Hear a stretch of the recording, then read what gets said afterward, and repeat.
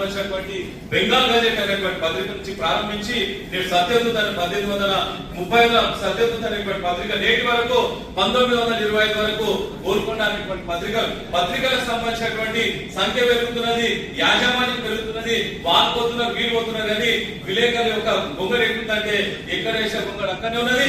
చాలా రకాలైనటువంటి బాధ ఉన్నది. ఏ ధర్నా చేసినా, ఏ రస్తోరోక చేసినా, ఏ మంచి కార్యక్రమం చేసినా తెలంగాణలో ఉన్నటువంటి దాని మీద తెలంగాణ ఉద్యమం జరిగినప్పుడు నిజంగా చెప్తున్నా కదా, విలేకరులు లేకపోతే, మీరు లేకపోతే, మీరు సాహసవంతమైన లేకపోతే ఈరోజు జాతీయ స్థాయిలో నాయకులు తెలియకుండా తెలంగాణలో వచ్చేది కాదంటే తెలంగాణ వచ్చిన దాంట్లో విశేషమైనటువంటి కృషి చేసినటువంటి జర్నలిస్టులు ఈ హృదయపూర్వకమైనటువంటి ధన్యవాదాలు చేస్తున్న విషయాన్ని కూడా మరొకసారి చేస్తున్నాం. ఈ అద్భుతమైనటువంటి విషయం. దాంతో పాటు కోవిడ్ లో మనం చూస్తున్నాం, ప్రాణాలు పోతున్నటువంటి విషయానికి ఎవరు చెప్పాలి, ఎట్లా చెప్పాలి, ప్రాణాలకు తెగించి ఆనాడు ఉన్నటువంటి పత్రిక సంబంధించినటువంటి అందరూ కూడా విశేషమైన కృషి చేసి ఎక్కడ కావాలి, ఏం కావాలనేటువంటి దాని మీద కూడా ప్రాణాన్ని కూడా తెగించి ఈరోజు విశేషమైనటువంటి కృషి చేసినట్టు నిజంగా చెప్తున్నారు కదా.